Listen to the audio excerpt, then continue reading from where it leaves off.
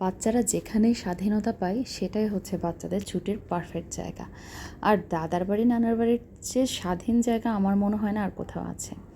কিন্তু সবার দাদা বাড়ি নানা বাড়িতে আসলে আগের মতো পরিস্থিতি থাকে না, অথবা সুযোগ থাকে না গিয়ে দেখার।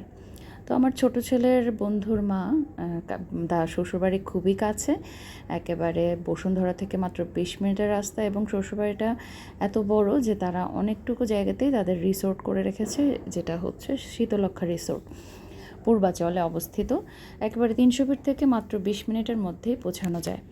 তো এই শীতলক্ষ্যা রিসোর্টটা আমি যদি বলি, সেটা আপনারা খুব লাক্সারিয়াস কোনো রিসোর্টের মতো তা না, কিন্তু ওই যে দাদার বাড়ির যে ভাইবটা আপনার দরকার, পুকুর, তারপর হচ্ছে গিয়ে অনেক অনেক খেলার মাঠ, মজার মজার সব অভিজ্ঞতা, এগুলি সব কিছুই আসলে রিসোর্টে আছে। এই রিসোর্টে 4-5টা সুন্দর কটেজ আছে, এবং কটেজগুলো খুবই সুন্দর। সবচেয়ে বড় কথা, যে কোনো রিসোর্ট কিংবা যে কোনো ছুটির জন্য আমরা সবচেয়ে বেশি যেটা খুঁজি সেটা হচ্ছে গাছ।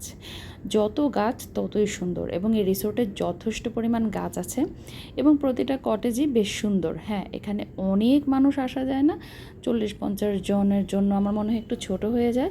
তবে যতটুকু তারা করেছে, তারা মূলত নিজের জন্যই আসলে বাড়িটা করেছে। তো আমরা গিয়ে সকালের নাস্তা সেরে বাচ্চারা আবার খেলাধুলায় চলে গেল, এবং আমরা মায়েরা গল্প করছিলাম আর বাচ্চাদের দিকে খেয়াল রাখছিলাম। আমাদের মূল উদ্দেশ্যই ছিল বাচ্চাদের খেলাধুলা, কারণ ওই যে কয়েকদিন সময় নিয়েও কোথাও যাওয়া যায় না, এদিকে বাচ্চাদেরও দাদার বাড়ি নানার বাড়ির ভাইবটা দেওয়া যায় না। তো আমরা একবার এপার একবার ওপারে যাচ্ছিলাম। পুকুরের মাঝখানে যে কটেজটা ছিল, এটা আমাদের সবচেয়ে পছন্দ হয়েছে। তো আমি আমার বাচ্চাদেরকে নিয়ে ভিডিও করছিলাম এবং দেখছিলাম কি কি আছে। পুকুরের ঠিক মাঝখানের কটেজটা আপনারা দেখতেই পাচ্ছেন, সম্পূর্ণ কাঠের এই কটেজগুলো। তো ভেতরে এসির ব্যবস্থাও আছে, একটা ওয়াশরুম আছে, কিন্তু ওই যে লাক্সারিয়াস যে আপনারা যেটা ভাবেন টিভি ফ্রিজ, এগুলো নাই। কিন্তু ওই যে বললাম, দাদার বাড়িতে যাই আছে তাই পাবেন। যতটুকু ওরা, আপনারা যদি বুকিং দিতে চান, শীতলক্ষ্যা রিসোর্টে বুকিং দিতে পারেন, এবং যারা কিনা মনে করেন যে ঢাকার কাছে গিয়ে একটু নিরিবিলি 1-2 দিন থাকতে চান, অথবা ডে লং একটা ট্যুর দিতে চান, তারা দিতে পারেন। তো আমরা যেটা করেছি, আমাদের ছেলেমেয়েদেরকে নিয়ে গিয়েছে, এবং তাদের মজা করার, তাদের জন্য আসলে লাক্সারিয়াস কতটা সেটা ইম্পর্ট্যান্ট না, তাদের জন্য বন্ধুরা যেখানে আছে সেটাই তাদের জন্য ইম্পর্ট্যান্ট। তার উপর খোলা মাঠ এবং এত সুন্দর ব্যবস্থা। আজকের আবহাওয়াটা একটু অন্যরকম ছিল দেখে আমাদের একটু কষ্ট হয়েছে, কিন্তু তাদের যে খাতির যত্ন সেটা অসাধারণ ছিল।